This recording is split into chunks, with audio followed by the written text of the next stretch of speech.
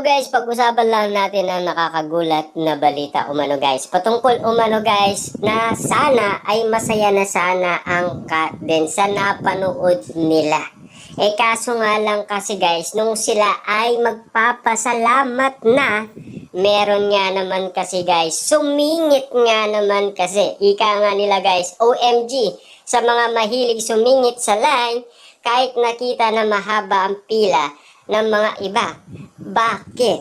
Siyempre guys, no, alam naman natin siguro, alam nyo na siguro kung ano ang kumakalat na issue sa social media ngayon, na hanggang ngayon guys, pinag-uusapan pa rin siguro guys, hindi makatulog nga naman ang mga fans ni Catherine Bernardo at Alden Richards sa sobrang kilig at sa sobrang tuwa nga naman kasi.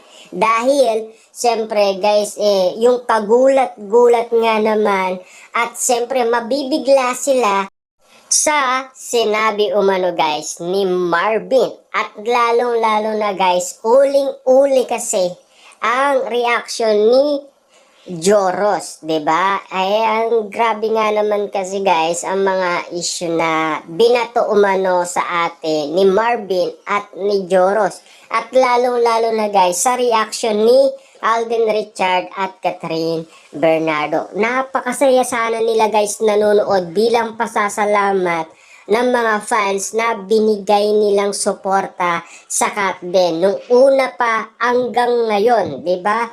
Kitang-kita naman natin guys na kinikilig umano si Catherine Bernardo at Alden Richard na napakaseryoso na sana guys. Okay na sana Biglang may sumingit guys. Kaya nga naman guys, biglang nagulat lahat. Pati mga cast. Siyempre guys, kahit na yung mga MC ay nagulat din. At lalo-lalo na guys, ang mga fans at mga netizens. Siyempre guys, hindi ka magugulat. Sasabihin ni Marvin na ang love and chemistry, hindi daw fate. Ibig sabihin guys, yung love, alam nyo na siguro anong tinutukoy ni Marvin. 'Di ba? Kung ano kasi guys ang napapansin niya, yun ang inaayag niya. Yun ang sinasabi niya sa balita at sa maraming tao. 'Di ba? Alam natin guys kung magbablog lang si Marvin, magiging patok yan guys, 'di ba? Sa social media, lalong-lalo na guys kung lahat ng mga nakita niya at napansin niya kina Alden Richard at Catherine Bernardo. Siyempre, nakita ng dalawang mata, 'di ba? Hindi mo naman siguro guys ipopost yun, lalong-lalo guys si Catherine pinost pa nga yun, 'di ba? Siyempre, spotted nga naman kasi guys na sinubuan ni Alden Richard si Catherine. Gawain ba yun guys ng mag-best friend? Diba? Alatado guys kahit na sila nagdududa.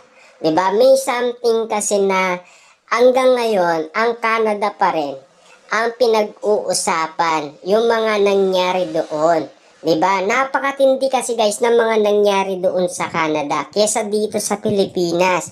Yung mga nandito guys, mga bonus lang yan. Diba? Patikim na lang yan Yung mga nangyari doon sa Canada, yun ang pinakamalupit na eksena. Kaya nga naman guys, yung binato ni Marvin, yan ang pinakamalupit na sinayag niya guys sa maraming tao. Siyempre guys, tignan nyo naman ang daming tao sa Ayala Mall, sa kanilang tour sa market. Grabe, diba? Ang daming nanonood guys, ang dami. Kumalat na yan guys sa lahat ng social media platform. Naanin mo kasi guys, booking ang time. Grabe, ang mga ganitong eksena. Okay na sana guys Masaya na sana silang lahat Kaso nga lang, may biglang sumingit. 'Di ba? Siguro guys saglit lang. Eto na ang totoo. Ilalabas ko na rin. 'Di ba? Ganito ang totoong nangyari. Ang love and chemistry, hindi yan fake. Talagang totoo yan. 'Di ba? Grabe guys. Yung mga ganon Saka guys, alam naman natin marami nang nag-booking. Simula pa nung unang umaga. 'Di ba? Kita nyo naman guys, Christopher, binuking na sila. At yung mga question and answer sa kanila guys doon sa All Out Sunday, talagang tinitignan nila guys kung ano ang mga rason, kung sino ang malambing, sino yung maalaga, 'di ba? Kitang-kita naman natin guys, unti-unti na nating nalalaman, 'di ba? Ibig sabihin lang yan guys, patikim, kumbaga sa atin ni Marvin yun. At patikim sa atin ng ibang celebrity ang kanilang inaayag sa atin. Ibig sabihin lang yan guys, pati sila, tinitignan nila kung ano ang masasabi ni Alden at Catherine Bernardo sa isa't isa. Kung papaano nga naman sila mag-alaga sa kanilang relationship. Grabe nga naman kasi guys, kitang-kita naman natin na malambing nga naman si Catherine Bernardo kesa kay Alden Richard. Siyempre guys, no, kitang-kita naman natin na napakasaya na sana guys habang nanonood sila ng kanilang pinag-iirapan, 'di ba? Siyempre guys, sulit na sana guys ang panunood nila. Happy na sana guys sina Catherine at Alden Richard abang sila ay nagiging masaya. At gusto pa nga ni Catherine Bernardo guys, isa pang beses 'di ba? Kaso nga lang guys, time to pasasalamat na sa mga fans, 'di ba? Grabe. Nauna pa itong si Mark guys. At tapos si Marvin na.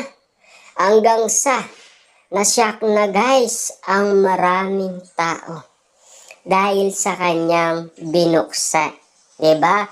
Ang lihim na, siyempre guys, walang preno ang kanyang bibig 'di ba? Kapag yan guys nabukas na, wala na. Kakalat at kakalat na yan. Siyempre, aping-api na guys sa mga Katden fans sa nasabi umano guys ni Marvin. Siyempre guys, salute ang mga Katden fans dyan sa lahat ng mga lihim na binato umano ni Marvin sa atin. Siyempre guys, alam naman natin na kung ano man ang nakita niya at mga nasaksiyan niya guys na ginagawa ni Alden Richard at Catherine Bernardo, sinasabi nga nila guys, ang pag-aalaga nila sa isa't isa at lambing nila sa isa't isa. Siyempre guys, spotted yung pagde-date nila. Malinaw na yun guys na binubuksan ni MJ Felipe din yun, di ba? Siyempre guys, kita niyo naman, ang hirap nilang magpaliwanag. 3 months ang pagtatahimik guys ng Katden. Pero, may isang kasama nila guys na hindi pwedeng tumahimik at walang preno nga naman guys. Siyempre, hindi pasmado yung bibig guys dire-diretso diba? Yan kasi guys ang something na dito nauuli na natin ang Katden. Siyempre, kung ano man ang mga nagiging reaction ni Alden Richard at Catherine Bernardo, mananatili yan guys.